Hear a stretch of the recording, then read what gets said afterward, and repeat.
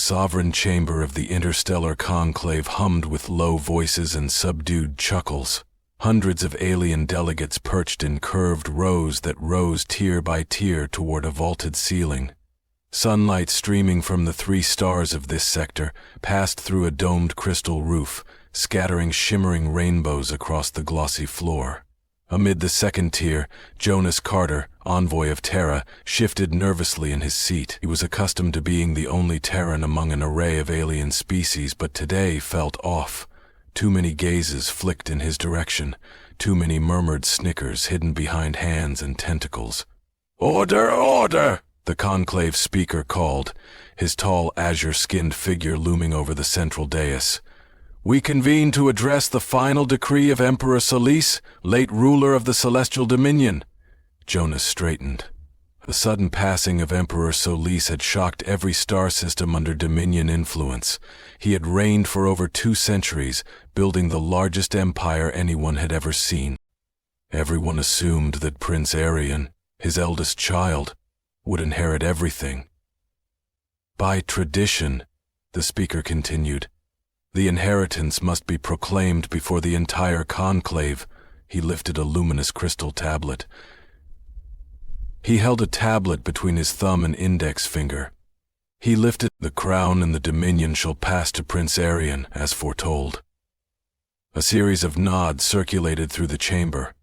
Jonas noticed that many aristocrats from the Celestial Dominion looked quite satisfied with the announcement. Then the speaker paused, lips twitching.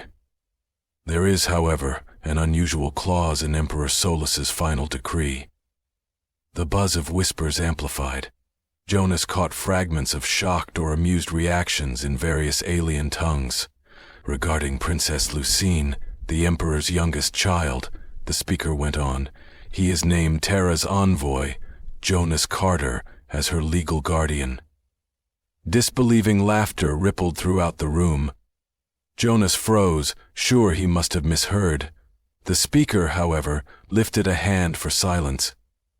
"Envoy Carter is charged with full responsibility for the princess's upbringing and well-being until she reaches maturity, 50 standard years from now." The laughter grew louder. A tall Dominion aristocrat rose, his silver robes gleaming. A joke, surely. Handing over the defective princess to a Terran? The Emperor must have erred. "This was properly verified," the speaker said resolutely. "The decree is binding." Jonas finally found his voice. "I'm not certain I understand. Defective in what sense?" A female Dominion official swiveled toward him with a pitying smile. "Oh dear, you really don't know, do you? Princess Lucine was born with a genetic anomaly. She's overly emotional, feels too deeply, can't regulate herself. Entirely unfit for royal duties. The Emperor must have thought it apt to entrust such a broken child to—" She waved dismissively at Jonas. "Your kind." Jonas felt his face grow hot, but years of diplomatic practice kept him calm. "I see. Where is the princess now?" "She will be delivered to Terra's diplomatic headquarters within 3 standard days," the speaker replied. "Do you accept this charge, Envoy Carter?" Jonas scanned the room. Hundreds of eyes watched, many anticipating his refusal. He detected scorn in their smirks, the same scorn Terrans had endured since first joining the conclave. Jonas stood. "I accept." A fresh wave of giggles and snide remarks coursed around the hall. "I accept full guardianship of Princess Lucine, with all rights and obligations." "The Terran actually accepts," someone jeered. "Unwanted caring for the unwanted." Jonas remained standing. Only one question. Did anyone bother to ask Princess Lucine what she wants? Stunned silence reigned. The speaker blinked his 4 eyes. "The princess's desires are immaterial. Emperor Solis's will is absolute." Jonas inclined his head. "Then I look forward to meeting my ward." He settled back into his seat, paying no heed to new whispers and mocking giggles. Let them laugh, he thought. They'd often ridiculed Terrans as too young, too naive, too emotionally driven, yet Jonas suspected they wouldn't be laughing for long. 3 days later, Jonas stood outside Terra's diplomatic compound, watching a regal shuttle descend through the morning sky. The smooth silver craft alighted quietly, its engines whirring down. Jonas tugged at his collar, wondering what awaited him. The staff behind him fidgeted just as anxiously. They had prepared the finest guest suite, though no one quite knew what a celestial dominion princess might require. A faint hiss signaled the shuttle doors opening. 2 imposing celestial sentinels in gleaming armor emerged first. After them came a diminutive figure. Princess Lucine was nothing like Jonas had anticipated. She stood shorter than most Dominion citizens, nearly Jonas's shoulder height. Like all of her people, her skin was a soft sky blue. However, her 4 eyes were an unusually bright silver, not the standard gold. She wore a plain white dress and held a small travel bag. Jonas offered a polite bow. "Welcome to Terra, Your Highness. I am Envoy Jonas Carter." Lucine descended with care. When she finally looked at him, Jonas sensed something akin to a gentle mental caress. Uncertainty and hope intertwined. "Thank you for accepting me, Envoy," she said softly, her voice carrying a sweet echo. "I know you didn't exactly have a choice." "People always have a choice, Your Highness," Jonas answered. "I chose to take on this responsibility. I'm pleased I did." One of the sentinels stepped forward and held out a data crystal. Her medical documents, plus instructions for her daily treatments. He shot Lucine a guarded look. She must not skip her dosages.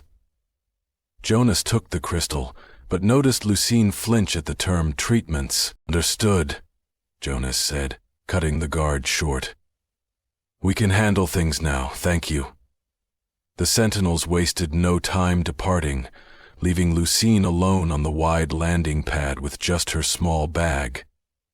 "Shall I show you your quarters, Your Highness?" Jonas asked gently. As they strolled through the compound, Jonas noticed something extraordinary. Lucine's presence subtly affected everyone they passed.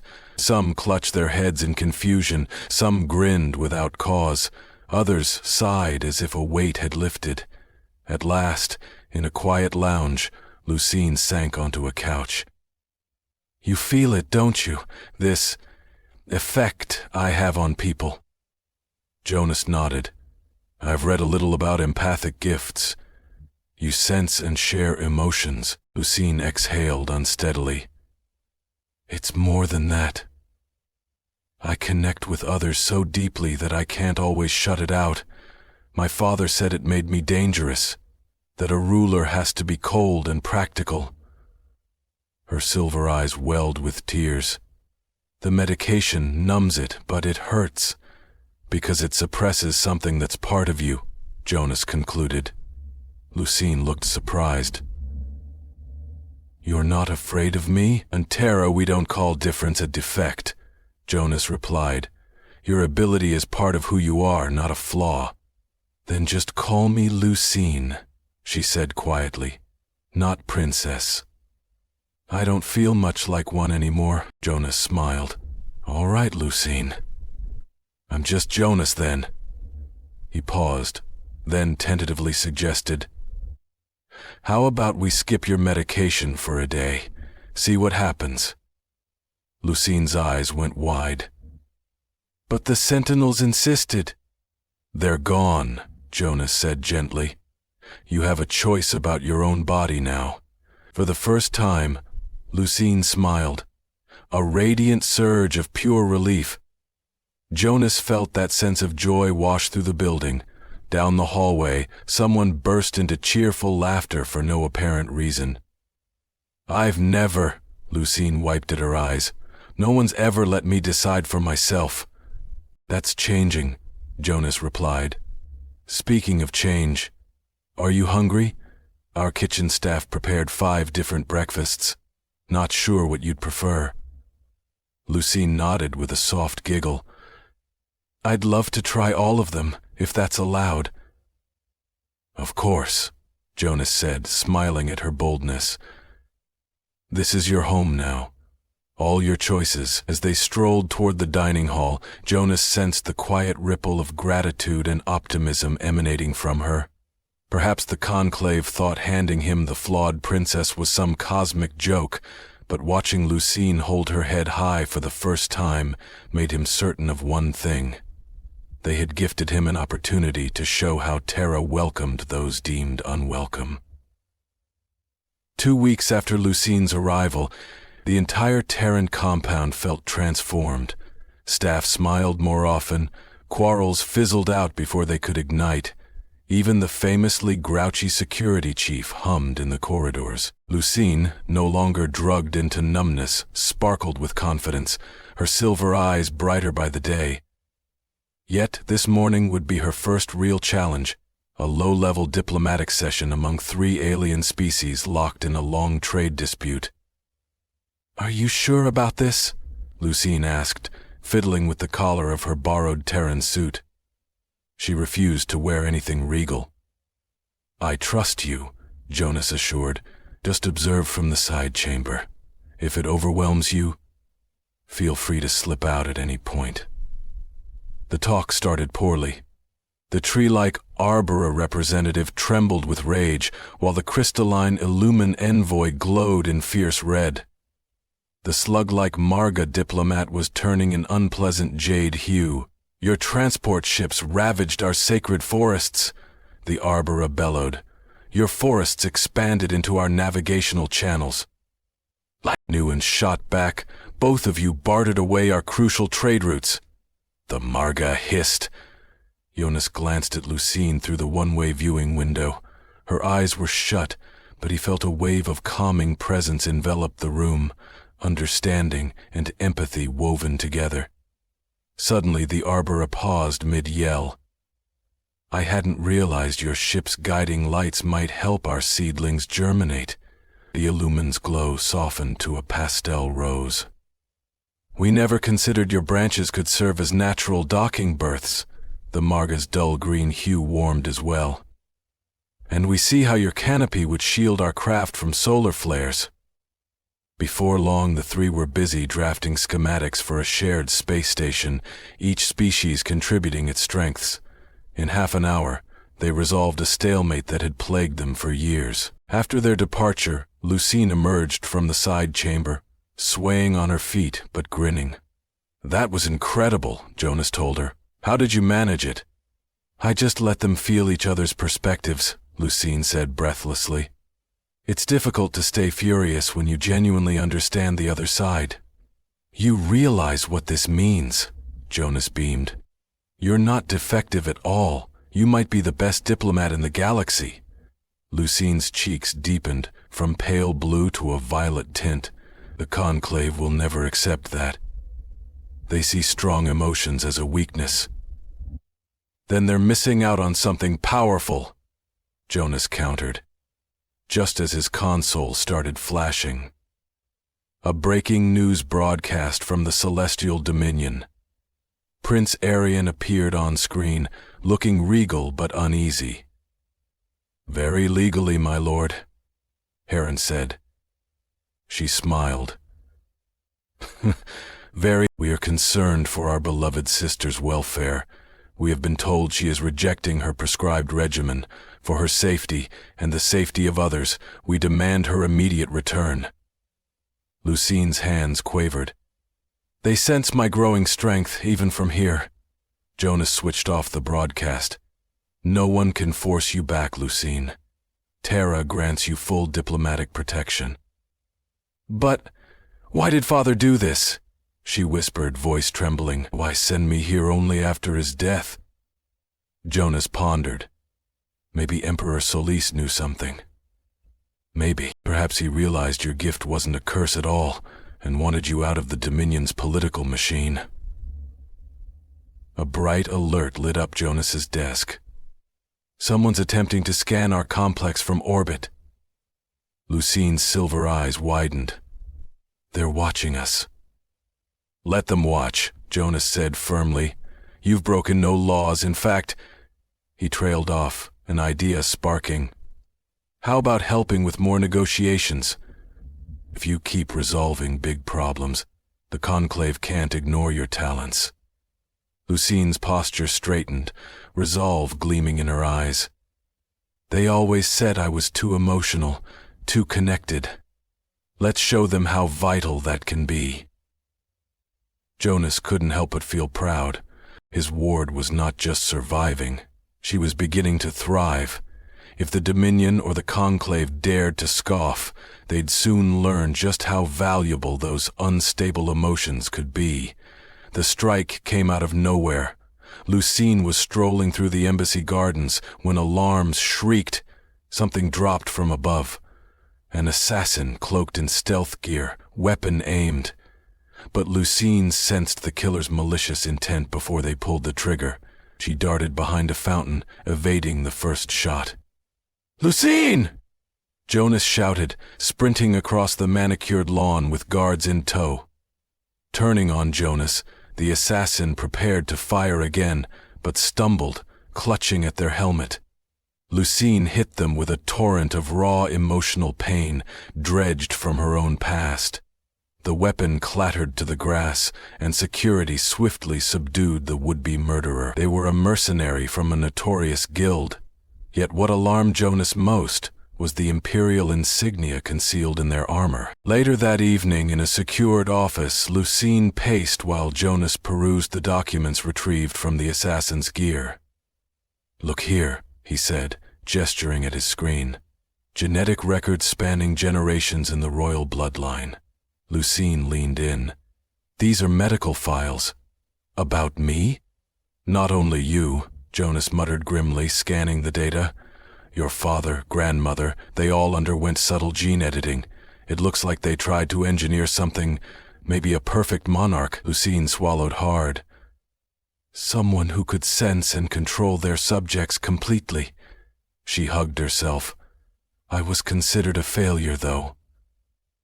"Because you weren't interested in controlling people," Jonas said. "You connect with them instead." A soft chime signaled a priority communique. The Conclave speaker's face, blue-skinned and solemn, filled the monitor. "Envoy Carter, we've received an official request from the Celestial Dominion. Princess Lucine must be returned at once for medical reasons." Lucine stepped forward into view. "They mean they want me back on my medication, Speaker. They fear what I might do if I learn the full extent of my empathy."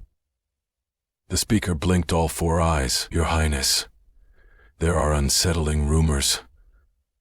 Unprecedented diplomatic victories, improbable alliances. Some claim you manipulate minds." "I help people understand each other," Lucine retorted. "Isn't that diplomacy's very purpose?" An alarm blared. Jonas pulled up a security feed showing a Dominion shuttle arriving, and out stepped Lord Corvus, once Lucine's tutor. "He's here to rescue me," Lucine said tightly. "But he's terrified. I sense him trying to conceal something." Jonas glanced back at the speaker. "Counselor, you might want to dispatch observers. This could be illuminating." The speaker hesitated, then cut the transmission. In the main reception hall, they confronted Lord Corvus. Immaculate in dark robes, he bowed elegantly. Yet when his gaze fell on Lucine, a flicker of alarm showed. "My dear princess," he said in careful tones, "we've been gravely worried. You've abandoned your prescription, which was specifically tailored to quell your condition." "You mean the gift your program engineered," Jonas interjected. "Let's call it what it is." Corvus's face hardened. "You misunderstand. The Dominion needed a surefire way to prevent civil uprisings, a perfect ruler, able to sense and guide discontent before it turned into open rebellion." "Guide? Or control?" Lucine asked softly. "We prefer guide," Corvus said stiffly, "but your empathy proved too potent, beyond our control." "Because she has something you never planned on," Jonas said. "Actual empathy, true connection, not forced influence." Corvus stepped back as Lucine approached. "You're worried, but not because I'll harm you. You're afraid the truth is about to surface, what you did to my family and me." They all turned as conclave vessels touched down outside, poised to witness the full story. Terror spiked in Corvus's mind. Lucine felt it but didn't flinch. She wasn't alone anymore. She had someone who accepted her exactly as she was, and that, she realized, changed everything. The interstellar conclave was unusually crowded the following day. Journalists, dignitaries, and onlookers jammed the aisles. Everyone came to see the confrontation between Corvus and his former pupil. Lucine, wearing a smart Terran diplomatic jacket, stood next to Jonas. She didn't hide her silver eyes or her unwavering empathy. Corvus concluded his accusatory speech with a flourish. "The princess is a grave threat to galactic stability. Without her medication, she can sway entire populations." The crowd murmured, anxious. Jonas, however, had prepared. He stood and projected holographic screens into the air. "Here are logs from every negotiation Lucine attended recently. Clips played of once hostile envoys cooperating, forging treaties in record time." Jonas gestured at the displays. "Notice how no party complained of coercion. No side said they were mentally overridden. They all agreed voluntarily, and every agreement remains unbroken." Corvus jabbed a finger. "We'd prove how dangerous this is. Our Emperor's strength stemmed from preventing chaos. If every species starts understanding each other on such a level..." He faltered, realizing the slip. Outrage coursed through the chamber. Lucine stepped forward, voice resonating. "My father recognized that controlling emotions out of fear was stifling us. He sent me to Terra because Terrans never taught me that feelings are shameful. I discovered that caring deeply doesn't make you weak." She moved through the dais toward the speaker, passing delegates who grew visibly calmer simply from her proximity.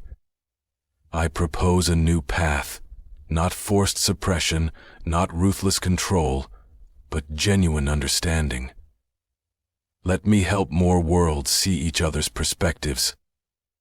Corvus tried once more. "Impossible. A Dominion will never..." He froze as the main screen flickered, revealing Prince Arian. "My father left another directive. If Lucindy demonstrates her gift for peaceful solutions, she is to be named Imperial Ambassador to the Conclave, effective immediately." Corvus's face blanched. "My prince?" "The genetic initiative will be discontinued," Arian interjected sharply.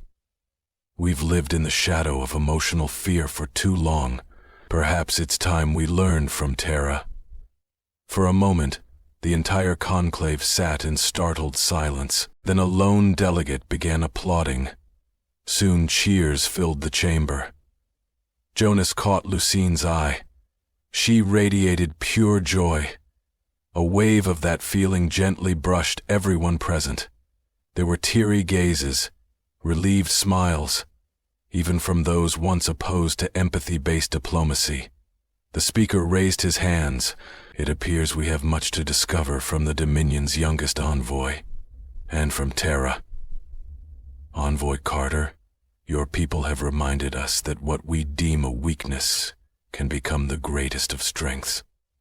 While the assembly began formalities to confirm Lucine's new role, Jonas remembered the scornful laughter when he first took custody of the so-called flawed princess. He glanced at Lucine, proud and steadfast, and realized that final laugh had been worth waiting for. Sometimes, the best way to alter the galaxy's mind was by offering it a kinder, more open heart.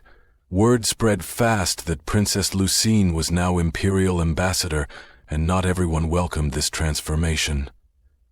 Early one morning, the Terran compound's alarms shrieked again, this time heralding multiple Dominion warships emerging from hyperspace. Jonas sprinted to the command center, finding Lucine already there, her silver eyes locked on the display. "It's Admiral Hawthorne. she said quietly. My father's former military commander.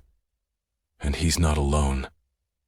15 warships hovered in orbit, bristling with charged cannons. A feed crackled to life, revealing the stern face of the Admiral. This is Admiral Hawthorne of the True Dominion Fleet. The secrets of our genetic program must never be exposed. Surrender the princess and all related data, or we will seize them by force. Jonas stepped in front of the screen. Admiral, threatening a protected Terran facility constitutes an act of war. A trivial cost for the Dominion's security. Hawthorne's voice was ice. You have 10 minutes to comply. Yet Lucine sensed the crews aboard those ships. Many had families touched by the same genetic meddling. They too were torn between fear and curiosity. Let me reach out, she told Jonas. Not just to Hawthorne, but to every individual out there. Jonas nodded. Lucine closed her eyes and extended not words but emotions. Her memories of suppression. Her relief at freedom. The promise of unity. She shared glimpses of her triumphs, showing them empathy as a force for peace rather than subjugation. On the scanner, a startling sight. 2 warships powered down their armaments, then 3 more. Crews were refusing the Admiral's orders. What are you doing to my soldiers? What are you doing to my soldiers? What are you doing to Hawthorne snarled. Nothing, Lucine answered gently. I'm just letting them feel the truth about your program, the heartbreak it's caused. They see a different path. More and more ships shut down their weapons. At last, Hawthorne's flagship floated isolated. In that moment, a fresh squadron arrived. Prince Arian's loyal armada, fronted by the Dominion's flagship. Admiral Hawthorne, the prince's voice resounded, you are relieved of duty. The age of emotional suppression is done. Hawthorne lunged for his console, perhaps to fire, but his own bridge officers grabbed him. They too had felt Lucine's message. Soon, Dominion security boarded Hawthorne's ship, bringing an end to the standoff. Lucine turned to Jonas with a quivering smile. I sensed many children aboard those ships who have abilities like mine. Jonas placed a reassuring hand on her shoulder. Then we'll need to teach them the way you've learned. The next day, the Interstellar Conclave held an emergency meeting. Lucine stood at the forefront, neither as a royal heir nor a mere envoy, but as a figure who had transformed the galaxy's perception of emotional strength. Prince Arian addressed the assembly remotely. The Celestial Dominion formally requests establishment of an empathic institute under Imperial and Terran collaboration. Ambassador Lucine will direct the program, so that all who share her gift can be trained safely and ethically. The conclave speaker eyed Lucine. And what is the future for these newly trained empaths? Wherever they wish, Lucine responded. Diplomats, counselors, teachers, or simply ordinary citizens. No one will be forced. No more mandatory suppression. Now, thanks to one Terran's acceptance and one princess's courage, an entire galaxy was about to learn that lesson. 4 years later, the conclave chamber bore little resemblance to its old self. Delegates from dozens of worlds mingled freely instead of sitting in strict, segregated rows. Jonas sat among his fellow Terrans, observing Lucine's final address as ambassador before stepping into a higher role. She stood on the central dais, silver eyes shining. Gone was the timid girl dragging a small bag behind her. In her place stood a confident leader. Tomorrow, the first graduates of our new Empathic Institute will take their oaths, Lucine announced. 300 students from 40-plus species. And yes, she added with a grin, some of them hail from Terra. A small stir rippled through the crowd. Human empaths, huh? Indeed, Lucine continued. We discovered that many Terrans have subtle empathic gifts, though modest compared to some. With the right guidance, they can flourish, just as I did when Terra welcomed me. The speaker rose, no longer an adversary but one of Lucine's greatest supporters. The Institute's achievements are remarkable. Planetary conflicts have dropped by 60%. Trade disputes once deemed unsolvable now settle in days. Species eager to join the conclave has doubled. A young Dominion empath stepped forward to project a set of old recordings onto the walls. The moment when Lucine, then called a defective princess, had been assigned to Jonas, the entire hall watched their past selves, scoffing, jeering at Terrans and at Lucine. But in the present no one laughed. Lucine stepped down from the dais and approached Jonas. 5 years ago I thought being given to Terra was my punishment, she said quietly. But it was the best gift my father ever gave me. It was my first chance to be accepted for who I am. Prince Arian appeared on the main screen, looking proud. Sister, the Dominion formally requests your permanent return, not as a ward but as head of our diplomatic corps and chancellor of the Empathic Institute. Lucine turned to Jonas, sensing his mixture of pride and a twinge of melancholy. I won't accept unless my Terran father joins me as chief advisor. Jonas blinked in surprise. Father? Lucine smiled, tears glimmering. You've been my true father since the day you allowed me to choose who I wanted to be. A ripple of supportive laughter and applause spread. A Terran advising the Dominion's top diplomatic office, the speaker mused. Once we would have sneered. Now, we call it progress. Later, in the garden where Lucine once battled an assassin, she and Jonas watched the sunset. Nearby, a cluster of empath trainees practiced sharing gentle waves of hope and harmony, making flowers bloom prematurely and passers-by smile unbidden. Do you remember how everyone mocked you? Lucine asked, when you agreed to care for the so-called flawed princess? Jonas nodded. Best decision I ever made. No, Lucine corrected softly. Best decision we ever made. I decided to trust you too, remember? They glanced over as a student successfully projected a burst of laughter, drawing curious looks from onlookers. The galaxy has changed, Jonas observed, because of one princess who refused to let them bury her gifts. Helped by one species that embraces feeling. Lucine squeezed his hand. They're not laughing at Terra anymore. No, Jonas agreed. They're feeling with us, and that's so much better. Under a sky lit by 3 shining suns, they headed back inside. Trainees from dozens of races prepared to reshape their worlds through empathy and compassion. Jonas thought about how far Lucine had come. From unwanted burden to the most respected diplomat in the Dominion. And how far Terrans had come. From being mocked as too emotional to guiding the galaxy's new era of understanding. In the end, the best last laugh wasn't a laugh at all. It was a shared wave of joy between an adopted father and his alien daughter, radiating outward to soften hearts across the cosmos. And sometimes, Jonas reflected, the surest way to triumph over ridicule was to offer everyone a kinder, brighter road forward.